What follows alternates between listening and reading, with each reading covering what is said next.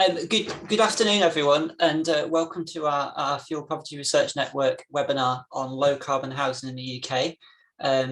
People are just arriving, and we'll be getting going with the speakers shortly.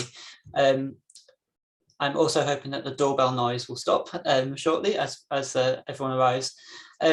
We're joined by Mike Charles from Friends of the Earth, Louise Sunderland from the Regulatory Assistance Project, and Joe Patterson from the Welsh School of Architecture for a UK and also a UK-wide focus covering England, Wales and Scotland.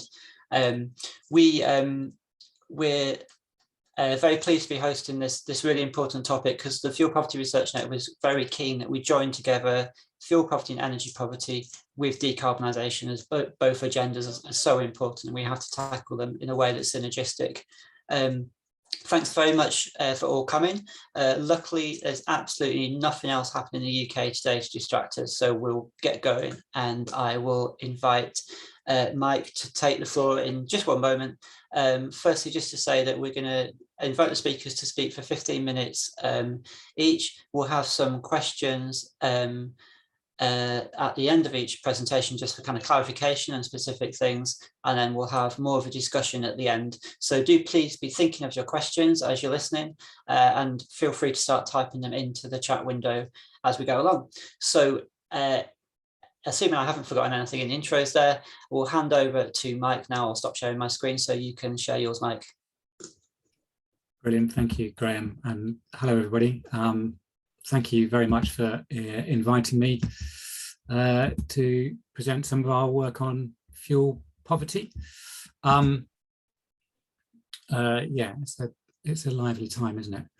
I'm going to cover many of you may know that Friends of the Earth has been working in this agenda on and off, it must be said, over a number of years, but I'll just talk a bit about some of our past work for those of you who don't know so much, what we're doing right now and a future work, and also trying to identify areas where perhaps there may be scope for collaboration or helping each other in this space.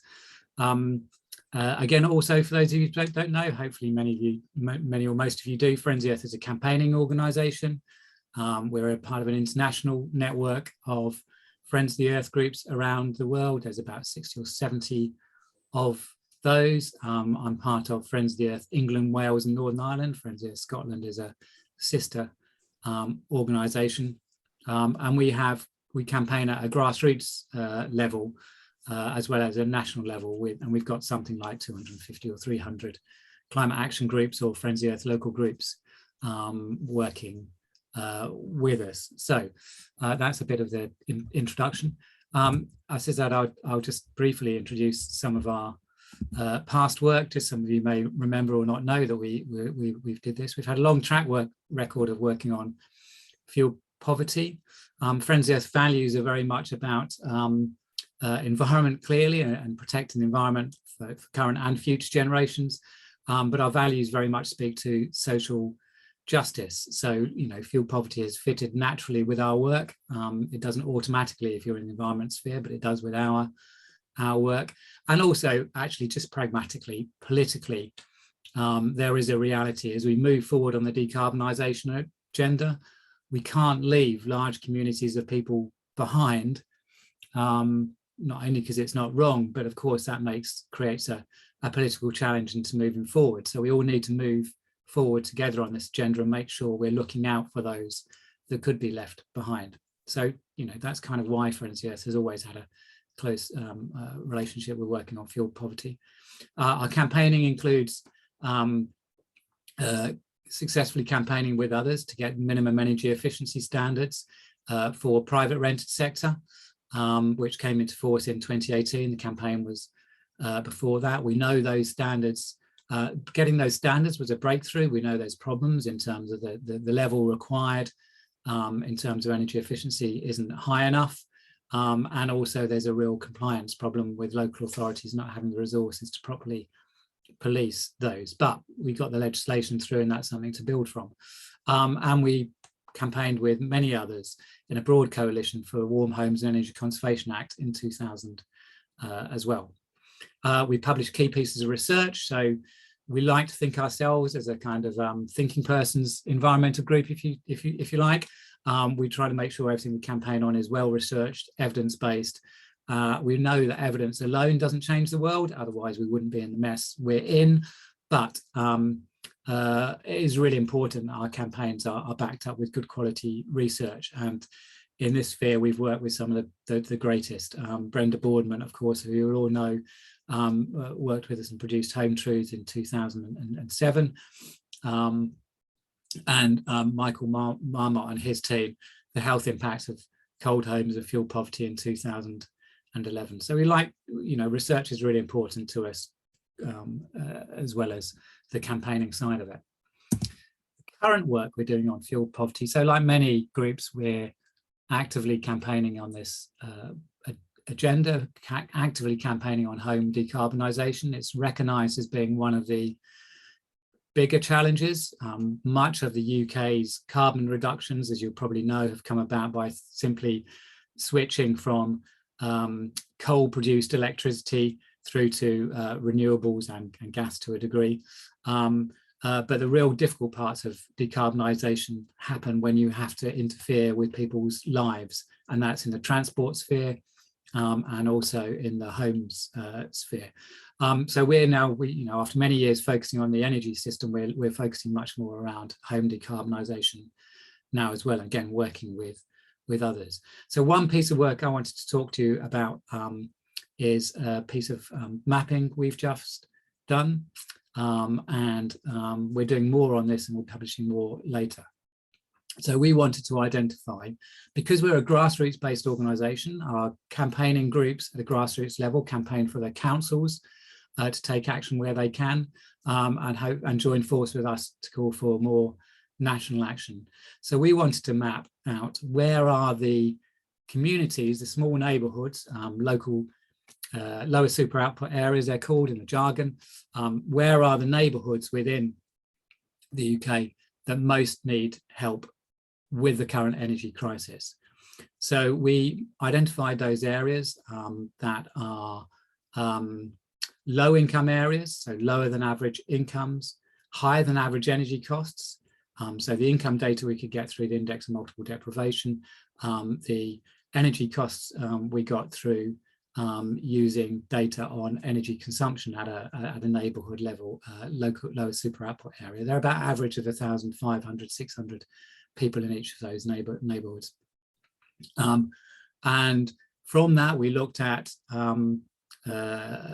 other layers of data to try and identify what the solutions might be. And there's three solutions we're looking at. They're not the only solutions in the area, but what are the priority areas, issues? So should in areas with high levels of rental properties, we've been saying, actually the priority really then that area is really make sure you're enforcing those rental standards. If local authorities have limited resources to police these standards, really go into those areas. If it's an area more predominantly owner occupied, then we're asking for and pushing for councils and government to support them in rolling out street by street insulation programs. We know street by street insulation programs can get better participation than the current programs. And we know that you get efficiencies of cost, of course, because people aren't running around in their vans between one job and another, so you can get much reduced costs. And there are some areas where you've got relatively high levels of energy efficient homes, but they're still low income and high energy efficiency. And those are areas where the financial support is perhaps the primary measure. So we recognise that whilst we try and insulate the nation's homes, we need to help people financially get through this crisis as well. So that's the mapping we've done. And on the link in the website, which I'll share in the chat once I finish the conversation, you can go in and check for different areas, and we're happy to share this data and for others to build on it. We've also commissioned some research from the New Economics Foundation on how council street by street insulation programs could work. What would you do in those programs? You could go in and do the relatively low cost, relatively straightforward, not necessarily highly skilled work, which may be loft, cavity wall insulation, but could you also go into the homes, provide energy advice, make sure people have got their boilers adjusted right, those kind of measures. So we're looking with New Economics at that piece of work, which we hope to publish towards the end of this month or early August as well. We also know the Local Government Association, who we work closely with, are doing work on what they're calling hyper-local installation program as well. So hopefully there's a concert of people who are looking at trying to say, this is the way forward. Oh, sorry, I've talked a bit about the methodology, but if you go into the map and click on a particular area, then you can see we've identified the average fuel bill in that area, where they sit in terms of income in the index of multiple deprivation. One is the lowest. What proportion is rented, what proportion is owned with a mortgage, what is proportion is owned without a mortgage, and the current EPC band that are in ABC, so well insulated properties as well. We through that analysis of low income and high energy costs, we basically narrowed down to around 1 in 4 neighbourhoods. So we're not saying other areas don't need support, and clearly within those other areas there will be people who are in fuel poverty, but if you take a kind of area-based approach, then you've got to think about where you're targeting first. Our future work on fuel poverty. So as I say, we're a campaigning organisation, so we will publish this research, but in terms of what will probably be a multi-year, well, a few weeks ago we were talking about a multi-year campaign running up to the next general election. Perhaps the next general election will happen a lot faster in the UK. You know, one of the key things that we're going to be campaigning for, working with us, will be for this, for political parties to put in their manifestos that they'll fund this street-by-street insulation programmes. Of course, we'll be pushing for the current government to do that right now. Our expectation is not high. The Treasury, at least under Rishi Sunak's stewardship, and clearly he's moved on now, hasn't wanted to invest in insulation, apart from one botched attempt a while ago. So, you know, perhaps there is new scope with a new chancellor, but we're probably thinking this might be a manifesto campaign, and that means that grassroots campaigning to get MPs signing up to get them in manifestos. We'll possibly carry on work with private rented sector standards. In theory, the government is consulting about saying they'll set higher standards private rented sector, and within that mechanism they'll provide the funds for local authorities to enforce them, but that's gone very quiet and it doesn't seem to be coming through, so perhaps there's a blockage there we need to unblock. We want to look at the potential, so a number of people have started talking about, should we have a rising block tariff for energy charging? So the first part of energy use is free or low cost, and then higher blocks for higher levels of energy consumption. We're not advocating that right now, but we do want to research and look at it, and particularly identify the winners and the losers. And some of those losers would be wealthy people with big homes and high energy consumption. You know, we could probably, that's okay, they could afford that. There'll be losers who are low income, perhaps they're pensioners who live in an old family house and it's, you know, takes a lot of heating, or it may be people with specific health needs that need to use lots of energy. We want to make sure that rather than just pushing for this idea, we've really identified who those losers are and how they can be helped as well as look at the bigger picture. And we'll track the market reforms that are being suggested, which are looking to try and see whether the low cost of renewable electricity can flow through more readily to householders, because they're not flowing through at the moment. So that's our future work on fuel poverty. We've had some challenges, and so, you know, this is why I wanted to kind of flag this, because there may be people on the call who are interested in helping us around that. We really wanted to look at what are fuel poverty levels after housing costs at a neighbourhood level, and there's real challenges there, aren't there? Because some people within a neighbourhood that might overall be low income actually may have very low housing costs because they've already paid off their mortgage, for example. There'll be some people in there who can't alter their housing costs because they're a renter, and there'll be some people who have got a mortgage but may be able to talk to their mortgage lenders and reduce their repayment rate. So, you know, we got down a rabbit hole in that, and we had to kind of give up on that. But yeah, it's an interesting area to see whether more work is possible. Where, as well as looking at insulation and decarbonisation, we want to look at where do we target heat pumps, where should we be looking at those, and how do we make sure those are available not just to the the wealthy are able to pay, for example. And if rising block tariffs are introduced, as I mentioned, how do we really make sure that we're supporting vulnerable losers, as it were? So we're welcome to collaborate on these. Also, within our environmental data work, just to flag, we're setting up a environmental change network with some other NGOs. If you're interested in joining that network or hearing more about it, then please drop me a line after presentations, and I'll put again my email address in the chat. So that's me and Graham. I hope I was on time. Thank you very much, Mike. Perfectly on time. Thanks for that. We've got, so what we said we'd do is we'll have direct questions and points of clarification after each presentation, and then we'll have more of a discussion at the end. I think, Mike, in terms of questions for you, there was one just from Kate about basically the average cost of the fuel bill and how you're able to build the kind of increases into the models you're looking at, especially at the moment. So we were using data on energy consumption at a low super output area, neighbourhood area, and so therefore we could apply current fuel costs to that energy consumption and future fuel costs to that energy consumption as well. So we weren't relying on estimates of expenditure on fuel costs. We were working it out from the amount of energy consumed. Smart meters have obviously enabled a big transformation in terms of more accurate data of energy consumption at a neighbourhood level. Thanks for clarifying that. Yeah, very interesting stuff. The other, I'm not sure they're questions as such, but there were a few people just offering some additional data and particularly sort of critiques of Marmot, and so we might want to look into that. That's the sort of discussion we like to encourage. And you mentioned as well a network, so you're going to put some more information, were you, in the chat about that? Yeah. There's a question just coming actually from Neil Simcock. Sorry. Could you explain a bit more about market reforms and marginal cost of energy, e.g., how does the system currently work and what changes are you suggesting? Just a small one there. Yeah, it's an interesting one. So the current price of electricity is fixed by the most expensive form of electricity.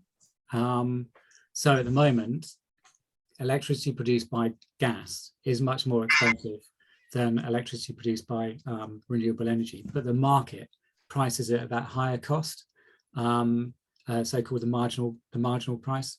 And that's problematic because it means even if you build more renewables, while you've still got some gas producing electricity, which you will do for some time, that cost is always going to be high and people aren't benefiting from the lower cost of renewables. So the government are definitely looking at that. They published yesterday an draft energy security bill. I haven't had a chance to look at it yet, apparently it's very long, but these are the kind of market reforms the government are looking at. What we need to do is make sure that when there are market reforms in this space, they absolutely work for the poorest people in society, but also what they don't do at the same time is suddenly disadvantage or hold back the growth of renewable energy, because we need that from a climate perspective. So it's going to be a live area of policy making over the next year or so as that bill goes through, I think, and probably horribly complex. Yeah. Okay, well thanks very much, Mike.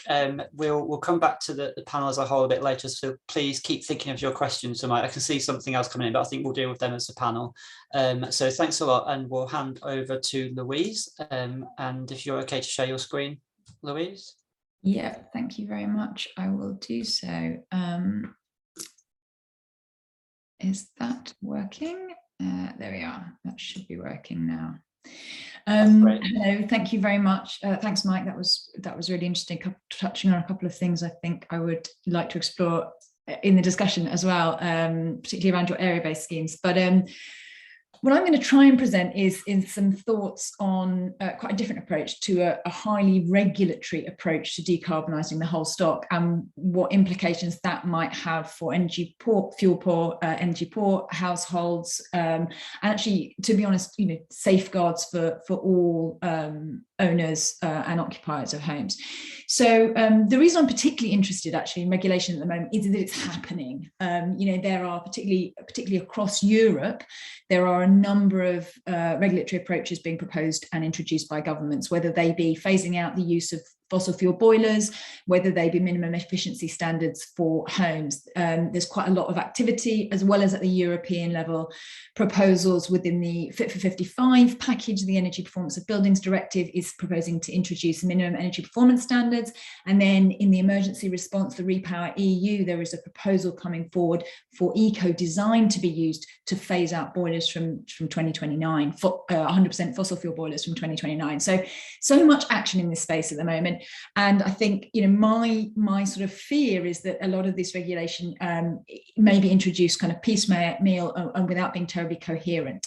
So I was really grateful, actually, in that context, to be doing a piece of work with Catherine Maybe last year, published towards earlier this year, really looking at the regulatory approach set out by the Scottish Heat and Buildings Strategy, which was published last October. And why the Scottish Heat and Building Strategy is really interesting is that because it really uses quite a heavily regulatory approach to deliver on Scotland's climate targets and targets for the building sector that you can see here.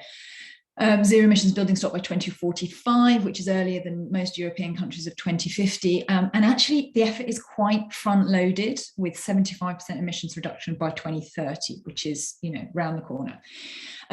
So as I say, the strategy sets out quite a kind of heavily regulatory approach. And I think what's interesting about it in the context today is that it's the one approach I've seen from any European country, to be honest, at the moment, that is presenting a kind of comprehensive regulatory approach. So quite a lot of countries regulate in pieces here and there, but actually this is a relatively more comprehensive approach, particularly when looking at housing. So this is what I'm focusing on in this chart here. I'm looking at the elements of the heat and building strategy, picking out the main elements that are relevant to owner-occupied housing. And you can see in the green bars, these are the main regulatory tools. So you have a kind of two-stage regulatory approach being presented by the Scottish Government, the first stage being the efficiency standards for homes, so similar to the MEES that are in place for the private renter sector in England and Wales. The Scottish Government's proposing a minimum EPC-C standard, Energy Performance Certificate C standard, for both the PRS and owner-occupied homes, introduced from 2025 at the trigger points of rent or sale, whichever one is relevant, but importantly with these backstop dates as well of 2028 and 2033, whereby all homes in the PRS by 2028 and in the owner-occupied sector by 2033 would need to meet those standards. And then the second part of the regulatory approach is how to deal with the fossil fuels in heating. And there's less detail in the strategy on how the regulations might be formed to get rid of fossil fuels in heating, but there is an intention to regulate, to phase out the use of, or rather the replacement of fossil boilers from 2025 in off-gas properties and from 2030 in on-gas properties. So thereby using the kind of the trigger point or the natural life cycle of the replacement of a boiler to ask households to change the technology they're using for a zero emissions one. Just to pick out a couple of the really important targets as well, that within the strategy has reiterated the fuel poverty targets, whereby all the homes of fuel poor households need to be EPC-C by 2030 and EPC-B by 2040. And then another really important set of targets which are aimed to deliver on that front loading into 2023 of a lot of the effort towards the climate targets, which is that vast majority of off-gas homes and 1 million on-gas homes, which together is about half the housing stock, need to be fully zero emissions by 2030. And that's huge. That's a really significant target. And so our job was to really kind of put some flesh on the bones, figure out what recommendations we could make to contribute to the development of those individual regulatory elements. But before I talk about what we recommended and why, I just wanted to ask the question about why regulation, why regulate at the moment? I think it is becoming where we are today. You know, it's 2022. Scotland has the 2045 full decarbonisation target. Other countries have 2050. It is very clear that we don't have much time left. And it is also very clear we have not made the progress that we need. This is in the UK, but of course across Europe as well. So I think we see a massively changing role for regulations now. We've always thought about regulations as kind of sort of as the stick we hit people with when they haven't responded to the other, the other incentives and the other market mechanisms or encouragements that have been given. But clearly with so little time left, I think regulations are taking a new role, and they're taking the role of actually providing a pathway, a clear framework, a communication to provide clarity and certainty for each and every building owner. So they can translate the national strategy, the national targets down into what that means for every single building in the stock, and what that building will need to do, what standards it will need to meet by when to contribute to that overall national target. I think the other really important point about regulation, and this is definitely was evidenced in the introduction of the MEES standard that Mike was talking about, is that regulation is a thing that can make sure all the buildings are reached. And I think, certainly with the MEES standards, part of the proposal or the justification for introducing them was that there is part of the stock that wasn't being wasn't being renovated, that wasn't remaining at a very, very low performance standard. So this argument for regulation actually is really mainstream in Europe at the moment, supporting the introduction of minimum energy performance standards, which is that actually many incentive programs, for lots of reasons, don't reach the worst performing stock occupied by the low income households. So we do need regulations actually to make sure that the bottom is lifted.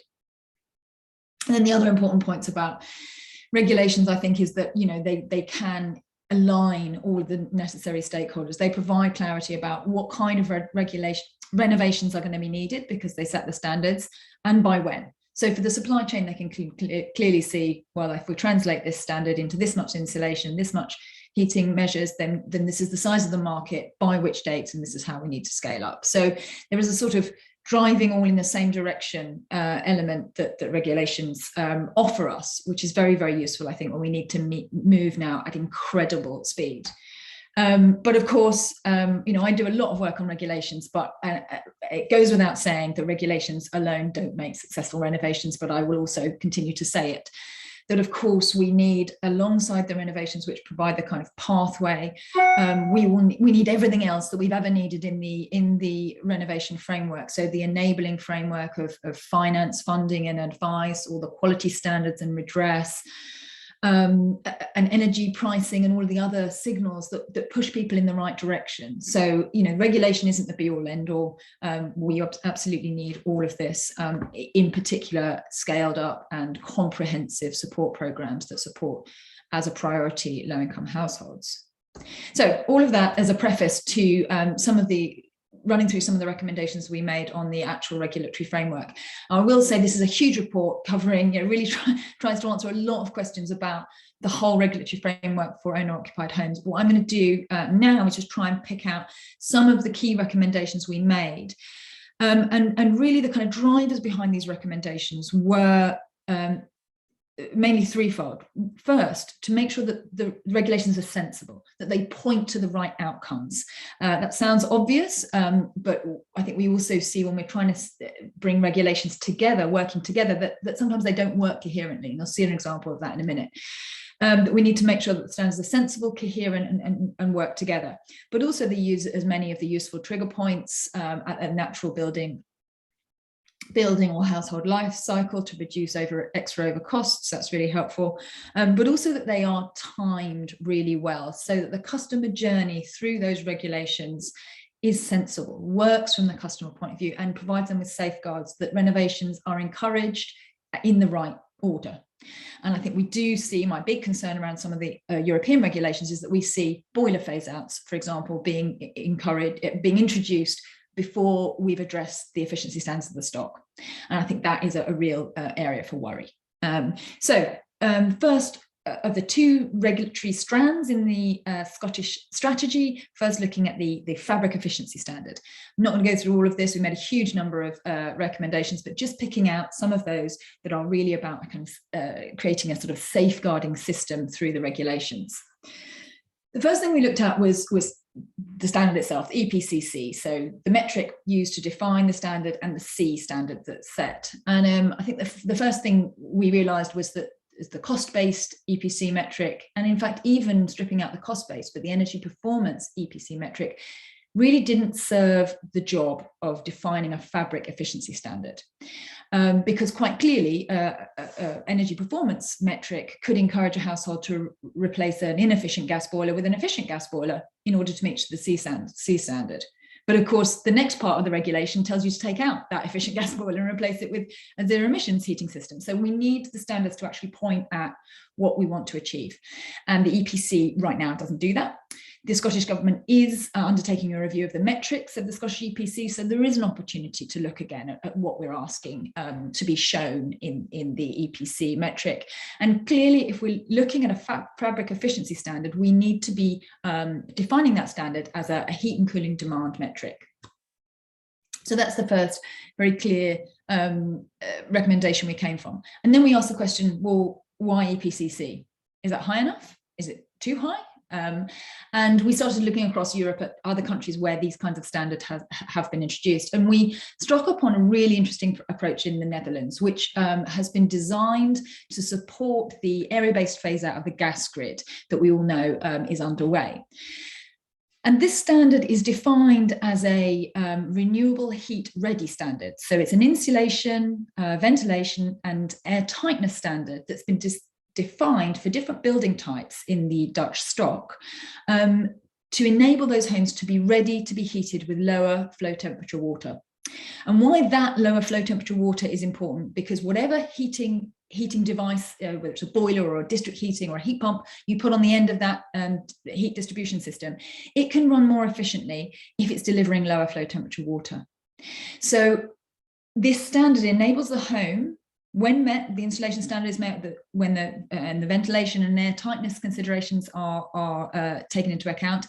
These homes can be heated to the comfortable standard required, but using this lower flow temperature water. At the moment in the UK, generally the water running around our pipes and radiators around 70 degrees, maybe more, but actually at a much lower flow temperature, even our gas boilers could be working a lot more efficiently. So in the Netherlands, the approach there was actually, let's be technology neutral, but let's ready these homes to whichever technology they end up with, it will be more efficient for them. It will be an efficient use of that heating system. And so this we adopted as, I think, a really important way to enunciate a standard that is not defined by cost optimality or a point in time cost effectiveness calculation, but actually that is about building physics, and it provides a safeguard for households to say, if you meet this standard, you may want to go above it, but if you meet this standard, you should be ready for efficient renewable heat. So that for us was a really important part of defining standards that work for individual households. We also, very importantly, decided that the timeline by which households would need to meet this fabric standard needs to be brought forward. And this is a really important element about this staging that we found of the regulations. So brought forward from 2033 to 2030. And this is why. So this is the customer journey through the regulations for a household connected currently to the gas grid. And so you see in 2025, the top blue bar, that if that home is sold, then the fabric efficiency standard is met. And we're proposing a backstop date now of 2030 rather than 2033 for all of those homes to be brought up to that standard.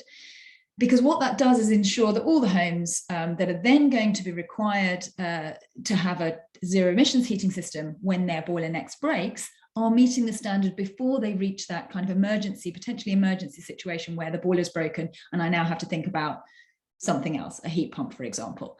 So already the fabric standard is met. And that's a really important element of the timing and staging to make sure that the regulations handhold people through the process rather than leave them in difficult situations where they are considering poorly timed renovations where, for example, heating systems get changed before fabric efficiency has been addressed. Even within this change, bringing forward the date for the fabric improvements to be completed to 2030, we see there is still a problem for the off-gas homes, and this is the customer journey for off-gas homes. And you can see here with the introduction, as proposed by the Scottish Government, of the regulations to replace your boiler if you're off the gas grid from 2025, it could easily mean that your boiler breaks in that period before you've done any fabric improvements. And that is a really significant problem, and one that we thought quite carefully about in the design, therefore, of the zero emissions heat standard. And so here I'm just going to focus on some of the elements that we were proposed to introduce to make sure we're safeguarding that people have fabric improvements done first, so that actually they have a better chance of their bills going down with the zero emissions heating system rather than going up, and they could go up quite significantly. So first of all, we decided that the idea of a notional end of life for a boiler would be very, very useful to bring forward replacements from the potential point of an emergency. And we do know that, you know, lower income households tend not to replace equipment before it's broken, before its real end of life. So that means that, you know, I think low income households, fuel poor households, are more likely to be in a situation where they have a broken heating system. Heating systems tend to break in the winter, and then they're having to change technology. So to try and take that replacement away from that emergency stage, we introduced the idea of a notional end of life for boilers, with all sorts of scrappage and incentives connecting to replacing those boilers at that time. We also recognize that actually in this regulatory environment, we are going to need mechanisms for emergency heat to be put in place in those remaining examples of emergency situations. So actually quite a big framework that isn't in the regulations will be needed, I think, to support households to change their heating systems at the right time and without kind of losing access to heat, which is an incredibly significant risk, I think. And so there, I'm just trying to pick out there some of the kind of timing, design, and trigger point kind of elements of the recommendations we made around regulations.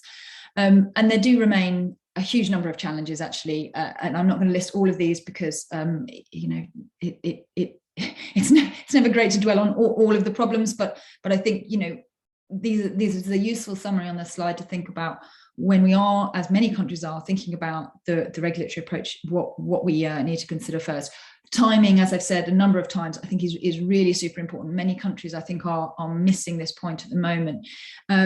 We have a challenge, really clear in Scotland, but I think is the same in many countries now, is that we have targets that are approaching really quickly, and we have now a conflict between reaching our targets and doing things sensibly. You know, allowing time for households to do the renovation first and then change their heating system. There's a lot of focus on changing heating systems at the moment because we need to meet these targets. And of course, with Russia's war on Ukraine, that is even more extreme. I think certainly in the Scottish example, the regulations do not indicate how the target for fuel poor households to reach EPC-B can be met. And I think that really puts a huge focus on the enabling framework, on the incentives framework, on the fuel poverty programs to reach higher than the minimum standard. You know, we know minimum standards are minimums. They need to be relatively achievable by the vast majority of the stock. They are not maximums. They are not even the aim for a lot of homes. They are minimums. So actually we need a lot of effort to go in, particularly for energy poor households, to move beyond those.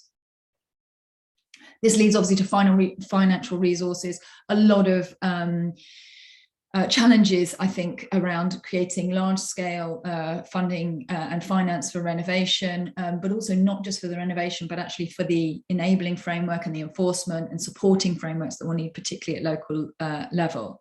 And I'm aware of time, so I'm going to skip on, because I think to finish with this slide, which illustrates the existing framework of support in Scotland, which I think still, looking across all the European countries, is still the best that I see in terms of having a lot of support, outreach, high levels of support, specifically for low-income, energy poor households, as well as kind of access to finance and other support for higher income households.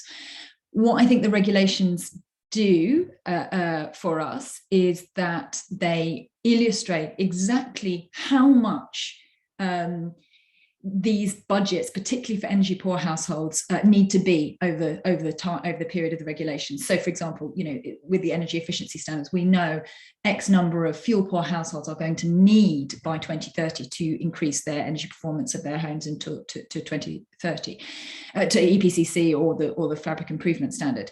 And so that allows us as advisors or advocates to scrutinize budgets actually in a much more effective way and say, we know for low-income energy poor households, they are going to need very, very high levels of subsidy. That's certainly what the Scottish framework aims to provide at the moment. And actually, are those budgets enough to support the households that are needing to go through those standards? So I will leave there. There are a lot of other considerations here, not least around kind of zoning. I think this is really important. The Scottish approach has taken is to focus mainly on individual building triggers, so sale, rent, change of the boiler, but actually as was outlined earlier, a lot of the time district and communal approaches are more cost effective, particularly of course when we're talking about district heating.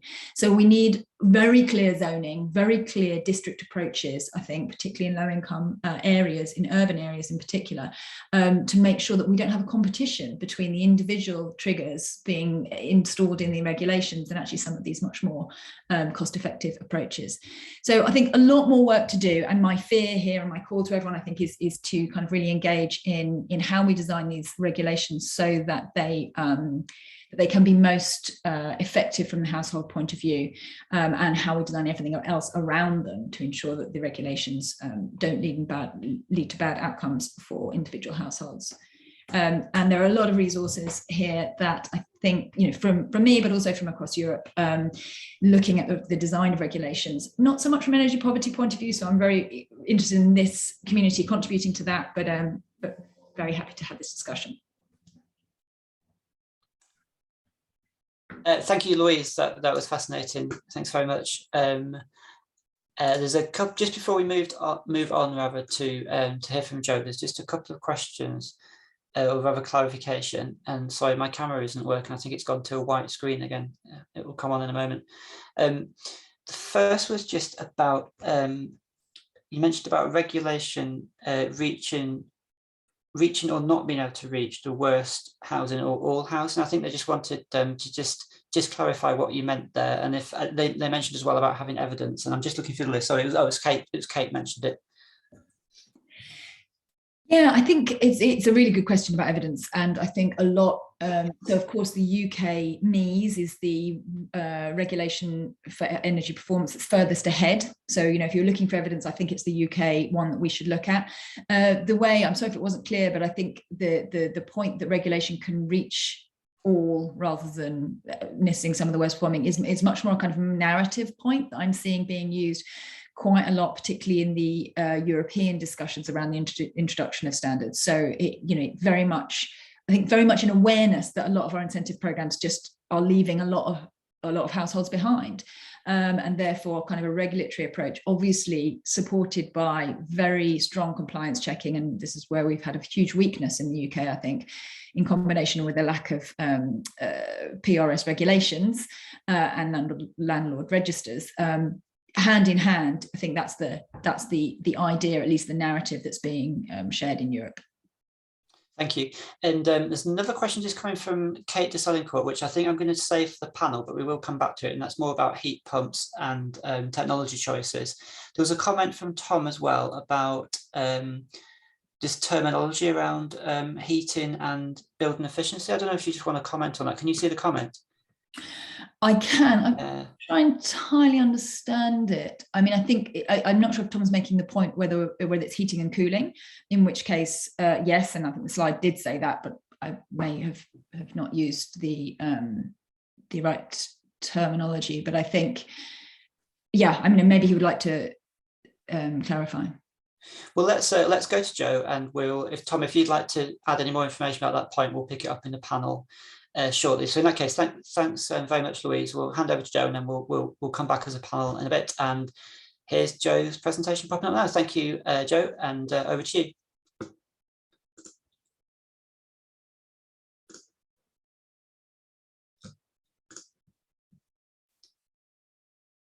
Joe, I don't know if you're muted. Okay, no, Oh, sorry. Can you see my slides? yes. Yeah, just the slides. Yeah. And we can see the whole window at the moment, and it's not in presenter view. Let's do that. Or slideshow, rather, I mean. Okay. Does it work now? It looks like it's thinking about it. It's probably still watching Boris. It's yeah, it's still showing the whole thing, but I mean, we can see the slide. That's okay. I'll carry on because I'm conscious that we're running out of time rapidly. So, Sure. okay. So I'm Joe Patterson. I'm a professor at the Welsh School of Architecture, and for the last 12 years, we've been looking at integrating whole energy systems into the housing stock. So a very bottom-up approach rather than the sort of regulatory top-down approach that's been talked about so far today. So I've got quite a few slides, but there are a lot of visual things. So hopefully it'll give you an overview of what we've been doing in practice, mainly with social housing companies, but also with some owner occupiers as well. So just to kind of confirm that a low carbon built environment can help us to reduce dependence on fossil fuels and increase low carbon energy sources. Particularly, we've been focused on integrated energy sources at the point of use. Obviously, again, this can mitigate climate change impact. It can help. Our evidence proves that it helps to reduce fuel poverty through reducing energy bills significantly. But one of the other things that we found, which is has a huge impact on people mainly suffering from fuel poverty, is it has a massive improvement on the built environment, providing much more comfortable internal spaces, but also much more appealing and attractive external built environments, which gives people a huge well-being lift. So over the last mainly 6-7 years, we've been installing or taking a whole energy systems approach to very typical retrofits, very typical existing homes. And we've also built an energy positive new build home, which is also being replicated in the market.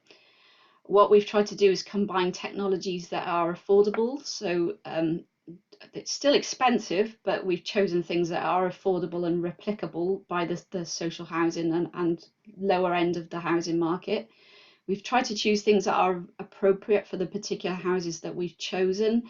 We've focused on the housing. We have engaged heavily with the residents to make sure that they can use them and it fits with their lifestyles, but they weren't the main driver of our choices, because we're very conscious that people tend to move in and out of social housing quite regularly. So it was more about the house and the type of people that would be living in the house. We obviously try to bring energy down as much as possible, energy consumption down as much as possible, so focused on low energy environments. We've improved the comfort. A lot of the stock that we worked on were in very poor condition, so we've been able to eradicate damp, increase and provide much more consistent temperatures. We've looked at things that require low maintenance. Obviously, this is important for everybody, but particularly social housing companies, because any maintenance increases their cost. And we also didn't want to require planning or the need to decant people, because obviously that adds to the cost and can delay the programme. And obviously net zero needs to be done very quickly. So the sooner we get on with it, and the quicker we can process the works, then the better for everybody involved.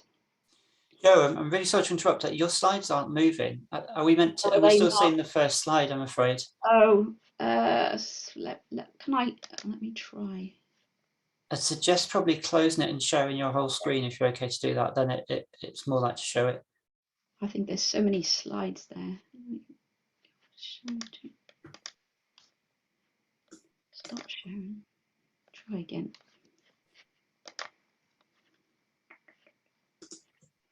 Let's try this one. Yeah, that's showing methodological approach yeah. now. Okay, so you haven't missed many. Just missed that one, which is what I was talking to. So, okay, so what we've taken like a methodological approach where with existing and retrofits, we've existing and new builds, we've modelled the homes before we've done any work to identify what measured would be most appropriate. And we've also monitored the houses before as well, quite deeply. So we've got really good pre-retrofit energy use data. We've got pre-retrofit temperature data, EPCs. We've got air tightness, a lot of data. So at least 1 year before any work was carried out. And we've also we've developed a survey tool which can be implemented quickly to collect what we believe is relevant data pre-retrofit. Then we've gone on to install the technologies in all of the homes, and then we've continued to monitor them for at least a year post retrofit as well. So it gives us a really good understanding of how the technologies, the systems, and the people using them all work together. So we focused on demand reduction, mainly external wall insulation in some of the properties where there's been an external facade that's matched with adjacent properties. We've used internal wall insulation, LED lighting, we've changed heating systems where appropriate, and other methods, which I'll show you some examples. We've used PVs on all of the projects. Quite often we've used integrated PVs, and we've worked on houses where the roof was needed replacing. So we were trying to reduce the cost without having to put extra tiles. But if the roof wasn't in need of replacing, then we've bolted on the PVs, depending on, again, what the social landlord was after. We've also used energy storage in some of our first projects. There were no batteries available on the market, so we've used car batteries in sort of shed-like units in the garden. But as storage technologies have progressed significantly whilst we've been doing our work, we're sort of testing the market as we go through the projects. Something that we've realised is really important is that there's lots of different stages to a retrofit project, right through from, and it's important that these are delivered across the board and close. Somebody manages this process all the way through, and the right people are involved all the way through to make sure it's delivered properly. So this runs from planning to design to procurement, construction, operation, and then eventually demolition. But through all of our projects, we've engaged with all of the people that who needed to be involved to help deliver the project. So that involved social housing companies, the different people within the social housing company, the residents, the installers, the manufacturers, and then the people who will maintain the measures installed as time goes on. I'll skip over that one because I'm conscious of time. So as I mentioned before, in 2014, 2015, we designed and built what was called the Salsa House near Bridgend. It's an energy positive new build house, which means it generates more energy than it uses over an annual period. We built this using Welsh European funding, money from the Welsh European Funding Office. And it was designed to be, it's designed using housing quality standards, so it's a typical social house design. So we've used the same design, supply and storage approach on here. So we've got a 4.3 kilowatt peak PV roof, which is integrated into the roof structure. So there's no roof structure at typical or traditional roof structure. There's the property is built out of SIPS panels, which are highly insulated and were manufactured off-site. So the building was put up in just over 2 weeks in the middle of December 2014 when the weather was horrendous. So it was quite an interesting process, but it still went up really quickly. There's an exhaust heat pump, which is similar to an air source heat pump, which is combined with a mechanical ventilation and heat recovery system. And then things like LED lighting, A+ devices, double glazed windows, but of a high quality. And then obviously there's the lithium-ion battery that stores energy once it's been generated. And our monitoring data is proving that from March to September, the house generates more energy than it actually uses. But it's in those deeper winter months that we still need to import energy from the grid. So as I said, we've retrofitted, I think it's just over 30 homes across South Wales using this whole house energy systems approach. And as you can see from the images, they're very typical, very traditional housing, Welsh housing stock, but also UK housing stock. And we kind of chose a range of ages to sort of try and demonstrate that it is possible to retrofit different types and styles of homes, but very typical homes.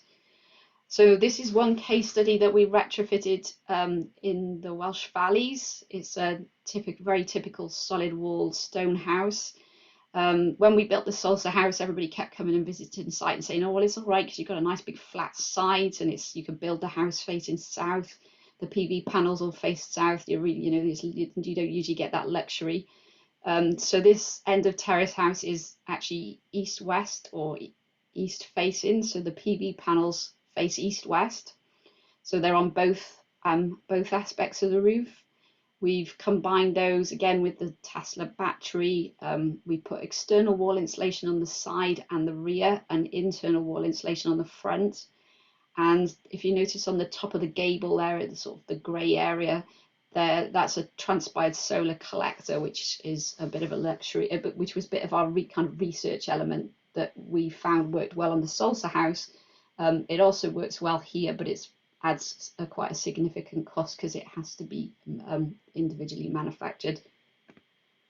And this is just a visual illustrating those different technologies and where they've been installed. Because we were tightening the fabric by so much, we needed to, I think any retrofit that is really successful and brings that air tightness down a lot significantly, you need to include some sort of ventilation, because otherwise you start the building's just too tight and you start to create internal damp conditions and other sort of air movement issues. And we found that the mechanical ventilation and heat recovery systems do work very well as part of the package. So this graph illustrates the electricity use before and after the retrofit had happened.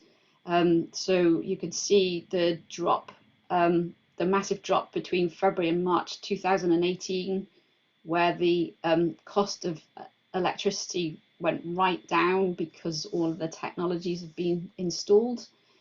The orange area on the chart is the electricity that's been consumed by the residents, and then the green bars is what's been exported back to the grid. So we could have sized the PV panels a lot smaller, but as it happens, with the smart export guarantee payments that people like Octopus are now paying, then the resident is able to generate an income from what they export to the grid. So it's providing them with additional income whilst also paying very, very low electricity and gas bills as well. And this just indicates the cost of the bills that the residents have experienced since the work has been carried out.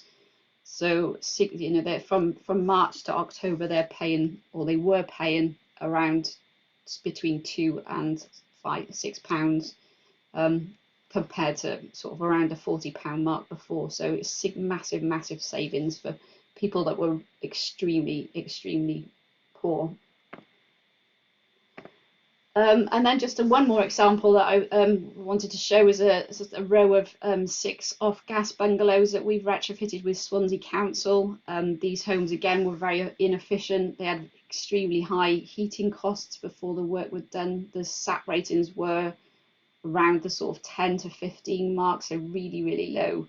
There was a lot of damp, there was a lot of mold, the temperatures were really cold, particularly in the areas, if you can see underneath the windows, there was sort of just a PVC panel, and that was allowing a lot of heat loss. So that was one of the first things we did was improve the efficiency through replacing that with a block wall with EWI. So again, this just illustrates all of the measures that we've installed into the home with Swansea Council. Again, focusing on energy efficiency, replacing the double glazed windows, replacing that PVC panel, LED lighting, and mechanical ventilation and heat recovery, ground source heat pumps in these properties because they were off gas before, and we just felt that the ground source would work, or more, our modelling proved that ground source would be efficient and effective here. And then again, we've got the double aspect PV roofs on the southeast and southwest facing roofs, which generates a really nice amount of electricity. So the EPC ratings have improved from a G to an A, and the SAP ratings have gone up from sort of around the 12 to 15 to between 95 and 100. This graph just illustrates the change in temperatures from before and after. So the orange and grey lines indicate the 2 years before any of the work was carried out.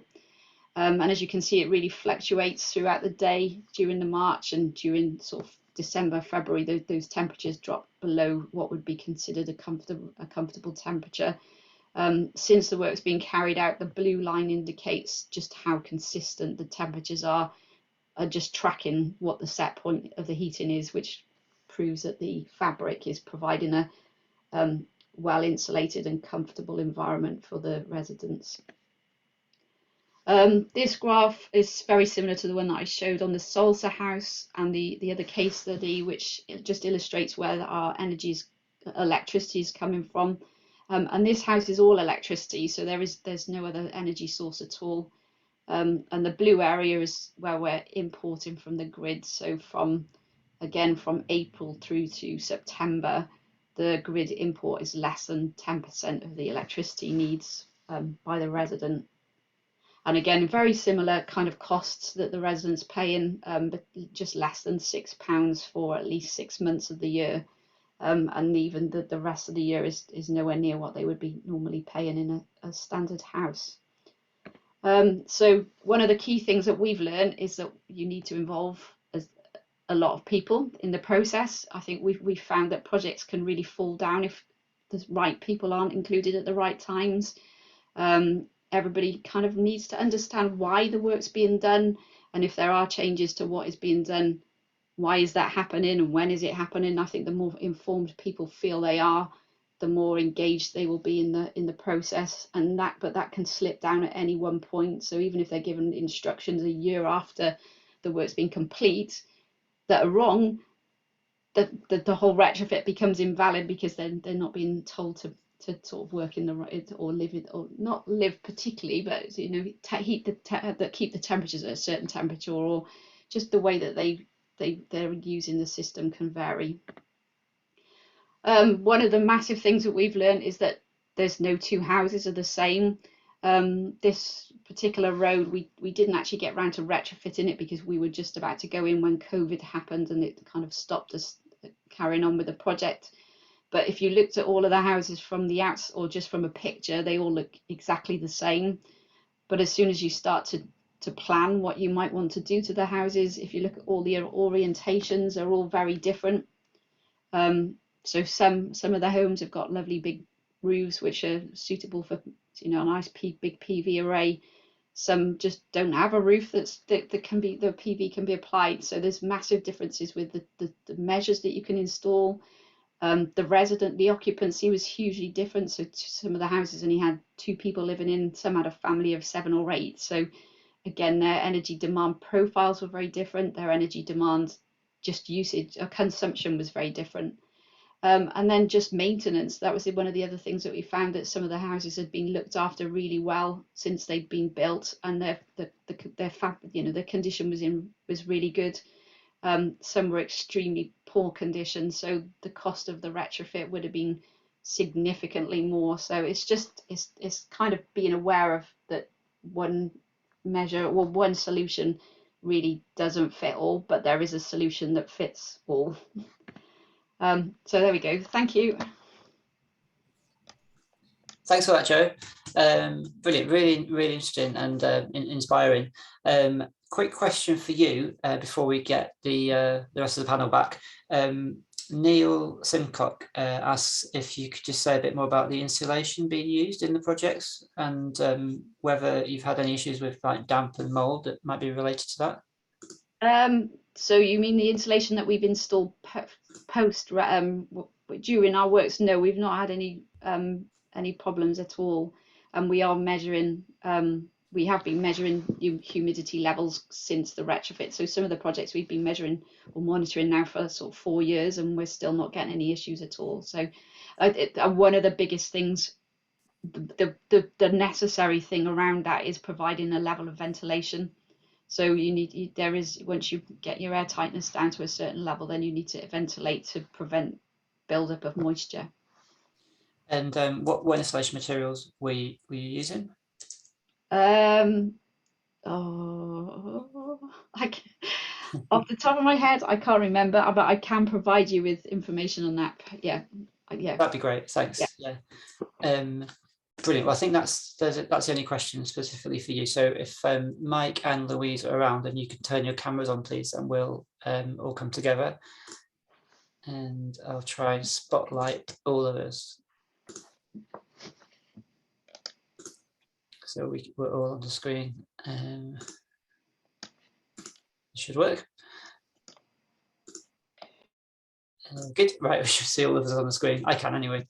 Yeah, there's lots of discussion going on actually in the chat window, which is great. And there's a sort of, I don't think we're going to cover everything in the next 20 minutes, but there's a few themes that are arising from the discussion, I would say. One is the idea of the rising block tariff, which you can come back to, but another is the sort of technology choices and sort of what kind of measures we're recommending. And that started with a question to Mike, I think, sort of saying, you know, what can you recommend, and what should Friends of the Earth be pushing for in terms of a kind of you know, an ambitious thing to ask people to do, or to give people support to do. And then another question about the cost implications of different technologies and different heating options, particularly when we think about fuel poverty. So we might be able to put this stuff in, but what implications does it have for bills? So it's quite a big topic, but I think that's something people were quite interested in. Would anyone like to start on that one? It's like on the measures, I think the question was, I talked about cavity wall and loft wall insulation, and someone points out that that's kind of low level insulation, isn't it? And both Louise's and Joe's presentations were brilliant and really useful, so I'm really glad I came today. But Joe's is really interesting, isn't it? Because there's always an argument about whether you ought to just go in and do deep retrofit. And broadly speaking, you know, that's kind of where Friends of the Earth has been at for quite a long time. But I think the energy crisis kind of says you also need to get out there and do some stuff quickly, because there are so many people suffering from fuel poverty. So I'm really attracted by the deep retrofit and love what Joe was presenting, what's been done there. I think one of the things you can do is you roll out a quick program of trying to do the easy, simple stuff first. Firstly, you have, you know, if there's low skills, you don't have that real blockage there is at the moment until there's skilled people delivering the job. But also it gives you an opportunity to gather that intelligence, if you do it well, about what different houses need. Because again, as Joe said, every house is different, and you kind of need to get a picture of that before you can design a program. So I think definitely we're warmer to the kind of, let's get out and do some stuff really quickly now, because there's a real energy crisis and people are really suffering, but let's use it as an opportunity to do this properly and then move to a more of a deeper level retrofit. If I answered the right question, Graham. Yes, you did. Yeah, thanks. Yeah, would anyone else like to add to that? And there was a sort of specific point then about the implications for energy bills of depending what technologies we choose. And I think I was noting down what people were saying, but I think that there was specific reference to heat pumps and then to other options that might be available as well. If I may, actually, I just wanted I had a particular question for Jo, actually, from her presentation. So maybe I can use this opportunity to do that, because I was really interested in the so in this question about insulation levels and measures, what should we be prioritizing? I was really interested that you included storage, because I really think that this is going to be, you know, we don't talk very much about heat storage, about electricity storage, but actually I think in this kind of question about how far do you go on the energy efficiency of the insulation versus how much efficiency can you get out of your heat pump, because of course a heat pump is an efficiency measure.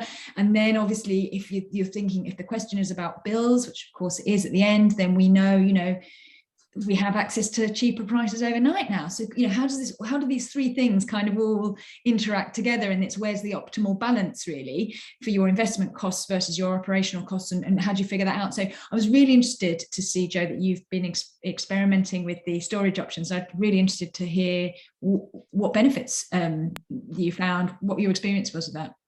I think it's I mean, the bungalow experiment, it's not experiment, it's not the bungalow project that I was talking about was occupied by older people who were obviously there during the daytime most of the time. So when our initial modeling that we did kind of said that we didn't need the storage in those homes, because as the energy was being generated, it was being used as they were kind of living in there, and the light and the sun, you know, the energy was being generated. So the battery in there was a bit of a luxury. Whereas if you've got PV panels on a home where most of the family are out all day, you're not going to be seeing any benefit from them, apart from if you're exporting back to the grid and generating an income in that way. So I think, like I said right at the beginning, although our projects weren't driven by the occupant, they can be driven quite significantly by the occupancy, because if you know that people are going to be around, you know, their usage patterns can be very, very different, and that will then influence the right technologies at the time. One of the projects that we worked on, which was with owner occupiers, they'd had an air source heat pump. Three homes had had an air source heat pump installed as part of a different program of works, and their energy bills had increased massively because their homes were so inefficient. So we worked with the local authority to boost, or, you know, approach the other elements of energy efficiency. So we've installed external wall insulation. We looked at just things like replacing bathroom windows that were smashed, you know, maybe windows that wouldn't close properly, those kinds of what we would consider small solutions, but quite effective if they, you know, it really influencing the efficiency of the home. And then we've combined that with PV and battery, and that has now made the air source heat pumps, the whole package, the whole house, much more efficient than it was at the start. But those people really were crying out for something, because they'd gone to being much worse off as a result of just having the heat pump. That's interesting. So just quickly, just follow up on Joe's point about the energy bills going up when you have heat pumps. Of course, one of the reasons for that is electricity is priced much more expensively than gas, both because of this marginal cost issue. It tracks the highest cost of electricity, and because taxes are put on electricity where they're not put on gas. So ultimately, over time, that may begin to change.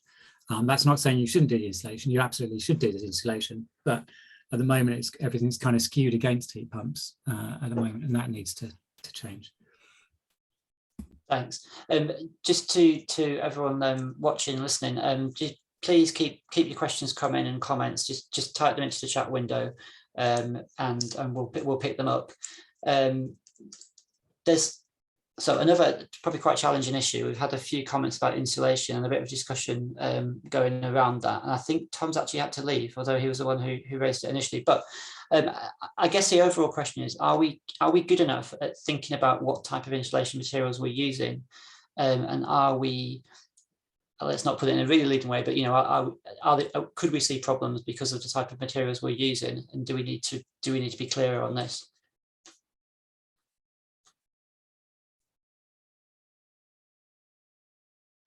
One of the biggest problems we've had is just trying to find anyone that can install insulation well, and that is, you know, that's coming from people that know what they're talking about. And I think it responds to Megan's question as well, is that the supply chains have fallen apart since things like the Green Deal, or not the Green Deal, but, you know, RHI and other initiatives have kind of gone away. And the supply chains, I mean, in South Wales, and recently we've been out to tender for a few jobs, and we've really struggled to find anybody to do any of these pieces of work at all. Really, really hard. So I think it's really difficult, really, really difficult. I think one of the points that Tom was making there, and others I think in the comment, is and which was touched on by Joe and Louise, I think, is when you're doing these retrofits, you need to think of not just from a perspective of just cutting carbon or cutting fuel bills. You need to also think about the livability of the house, the breathability of the house, the health side of it, the mold side of it, and increasingly, definitely in parts of the country, extreme heat and ability to cool during the summer as well. So, which does make it sound all horribly complex and complicated, which relates to another question of how the hell do you get someone trusted to be able to do this work? And that speaks to Joe's point there, is actually, can you get anyone to do the work anyway? Yeah. So there is a question about whether we ought to be facilitating and encourage councils perhaps to build up direct labour organisations who can do these retrofits, who can be a trusted voice without a commercial wing to them, who can begin to bring us forward. There are more people getting retrofit coordinator training who can do, but you've still got to have the people who can actually do the retrofit work practically and do it well. And there's a danger, again, as both said, if you do these things badly, it comes back to bite you, because if your neighbour's got a really bodge job done, you're not going to jump at it, are you? Yeah. So actually, there's a question from Megan who asks, how can we protect people against frauds, scams, and wasting money from retrofitting, which sort of leads on from that. I mean, is this where there needs to be something more substantial in terms of a government programme? From our experiences, and I think whether you're aware of Past 2035, which is the sort of retrofit guidance, I think I would call it, more than anything, and there are 5 different roles in Past 2035 that are provided, where there's training to develop those skills, which is the coordinator, assessor, this is test evaluator, a designer, and one other. There's training available for most of those different roles within the retrofit process. But I think one of the biggest concerns for me is that will cost people money on top of having to pay for the retrofit measures. And I think if you think of particularly with people that might be experiencing fuel poverty, as soon as you say, well, and it's going to cost you £5,000 more to pay for this person to do that work, to manage that process, they won't do it. It'll just put them right off. So maybe the key is to provide retrofit coordinators as a reduced rate or something, to sort of initiate people to start taking the retrofit on board, because it does need, like I said before, it does need someone to oversee that whole process of planning, design, procurement. And if you can plan and design a project as the best retrofit, but if you procure the wrong company, then doesn't fulfill all the necessary criteria, or just cuts corners, then it won't work. And like Mike said before, as soon as it doesn't work, people living nearby, the residents won't use the equipment properly, and it just falls over. So yeah, it's tricky. Absolutely. Louise, I know you've looked into this a lot from a regulatory point of view. Have you found examples elsewhere in the world where this is done better and people have more assurance about the quality of the work being done on their homes? Yeah, I mean, I think it's always easy to, well, it's always easy for me to bash the UK. I think it's very easy to see the problems here, but I think we do have, a relatively unregulated small trades sector, and the training and qualifications is not there in the way that it would be in a number of other European countries. So we can do a lot better on all of that kind of bottom-up skills. But also, I think, the bits that sit in the middle, like the trade bodies, the redress. I know from personal experience, there is no redress. I mean, it is very, very difficult if something goes wrong particularly with a relatively small construction project, because the costs of the redress actually, taking to court are much higher than the cost of the renovation project. So, without a kind of robust trade body or trading standards and some redress through that, then I think we are in a difficult situation. Just quickly, I absolutely agree with everything that Mike and Joe just said about the the broader point around products, the actual materials being put in. But I do think, from the regulatory point of view, it isn't the role of the regulations to say, regulations tend to try to be a bit more kind of performance-based. I think actually more prescriptive regulations are often more useful, because it does, when we get clearer and clearer and clearer about the individual measures that are needed and are the right solutions, then I think the more that regulation can be a bit more prescriptive than we've generally had, it rules out unintended consequences and those kinds of things. On the other hand, where regulations are quite prescriptive, that I've seen, the Dutch standard that I talked about actually does talk about minimum building element standards that would add up to the overall performance standard. It's quite helpful in that way.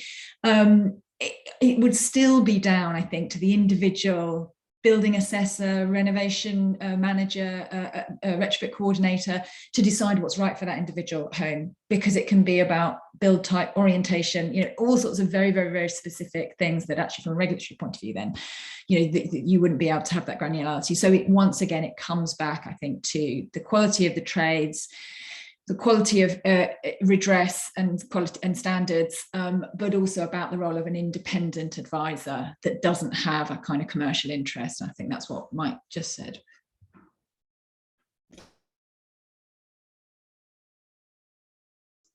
Sorry, I was muted. I think it's really challenging when we're talking about hopefully helping some of the most vulnerable householders, but also risking sort of using relatively new methods or relatively new technologies in their homes.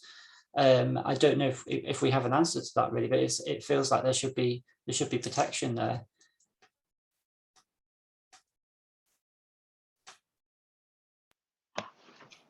I think the technologies themselves are actually fine. It's more the lack of skilled people who can install them on their own, and then the lack of skilled people that understand how they work together. And none of it is particularly complicated, but I just think there's a lack of training there to enable that exchange of knowledge to happen. And a lot of the training is probably more in the soft skills around how you communicate with the other people in the system. And we've had an MVHR installer recently took photographs, sent us plans, sent us a list of what, how they were going to, work on site. It was great because everybody else knew. But as soon as you start to, if you don't do that and you, oh yeah, we turned up last week, we installed the PV, didn't you know? It's just like, so I think it is, a lot of it is the whole soft skills and understanding that they're not working on their own. They're working as part of a team that all need to understand how everything works together. Absolutely. I'm scrolling through the questions here, and there's loads of points coming in. That's brilliant. We can't cover them all. Are there any? If the panelists are also looking through the questions, is there anything you've spotted that you'd really like to comment on before we close?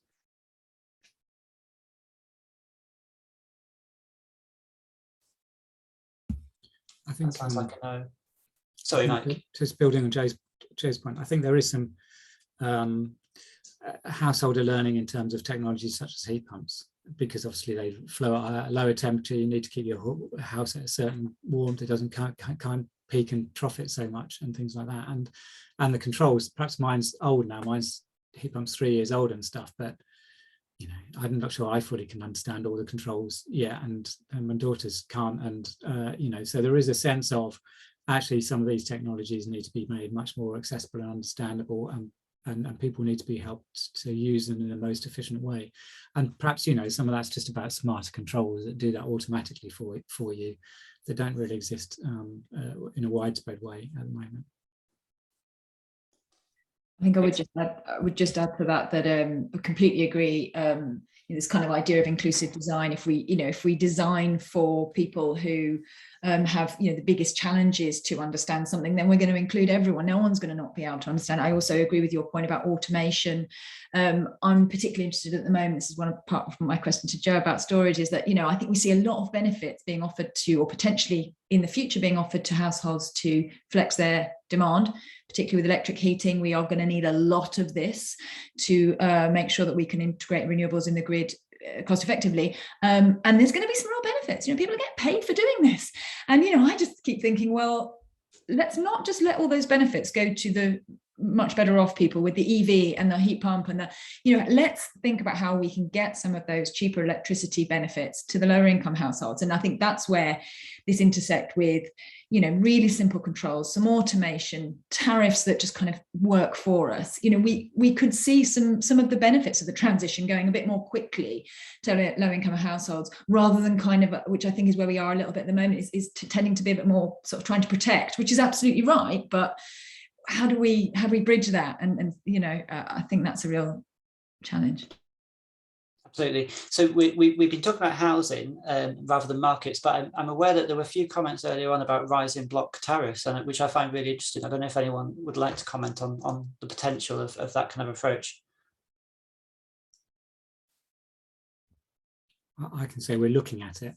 It's been promoted by some fuel poverty action groups, and the idea that, you know, your first tranche of electricity or of energy, I should say, is free or low cost, and those heavy users pay more. It is used in other countries. You know, India uses rising block tariffs, for example, and do have a free allocation of electricity at the beginning. I think you just need to figure out how you can do it and keep the energy system running, in terms of, you need to think about the total revenues that are raised, and particularly think about those, you know, the losers, the person who's going through cancer treatment and needs to have their temperature up to 25 degrees kind of thing. And I'm sure there are ways through it. It'd be quite a fundamental big change to the way we provide energy to people. There are alternatives. So Dieter Helm, who's, many of you know, of course, is a big commentator in this kind of space, says, well, actually, you know, pre-privatization, when we had the central electricity generating board, we used to have social tariffs. Anyone on particular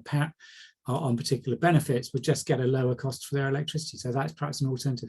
So whilst we're looking at it, I do think we need to look at a range of different options there and think about how the pricing mechanism can both incentivize people who need incentivizing to reduce electricity, but also making sure that's not meaning people keep their homes too cold because they just can't afford it. It's, you know, it's that range. Thanks, Mike. Any other thoughts from the panel? Yeah, I mean, I agree with Mike. I'd really like to do this study and figure out, you know, how much it costs, how much it costs everyone, you know, how we would need to target it, if targeting rather than universal, who the winners and losers are. Exactly. I think it's really super interesting. Just drawing a couple of other examples from Europe. I think Spain, I might be wrong on this, but I'm pretty sure it's Spain. You know, you have a maximum sort of capacity limit for electricity, which is much cheaper than anything that you any draw that you make above that. And that's a really interesting approach, because certainly I've seen some of the fuel poverty programs there being geared to keep people within that minimum capacity limit, because obviously that's the cheap electricity. So it has lots of other implications, I think, for then how we design other technologies in our homes, but also, you know, programs to support households. And I think the other really interesting thing is very recently in France, EDF, led by actually a smaller energy supplier, has introduced as a alternative to summer disconnections. Winter disconnections are not allowed, but as an alternative to summer disconnections, they're also introducing a minimum capacity limit. So it's enough to, not enough to heat, but it's enough to, you know, run power, because it's the summer, run power, you know, charge your computer, calculated as one kilowatt ampere, I think. Really interested to know how that was calculated, you know, on basis of what, but all of this, I think, is driving, coming in behind this much greater awareness of the right to energy. You know, that energy is essential for kind of basic human rights. And I think this is a really interesting area that we could explore a lot more with growing examples actually to draw on. Thanks, Louise. We're going to need to wrap up, well, just about now, but let's do a final go round. The question is, assuming we have a government in the UK, what should they do? Like 20 seconds, what would you like them to do to help with UK housing? Sorry, I'll pick on, Joe, do you want to go first? Thanks. Well, I really briefly do something. Do something practical and start. I think it is. We just need to stop talking too. Like, obviously, we need to keep talking and keep learning from what we're doing. But I also think we need to really get on with it and just start to do works but good quality, and keep that and make sure that quality is a good. So I guess, yeah, the regulation on installations is really, really important. Great. And Louise? I mean, I would say this, but I think we need to move forward on efficiency, fabric efficiency programs, and I think standards. We've actually reduced our programs rather than increased, and we're moving ahead with heat decarbonisation. So this worries me hugely. On the back of that, I've kind of two things, which is the whole supply chain thing. We need much more training and standards there. Thanks. And finally, Mike. Building on Louise's two things.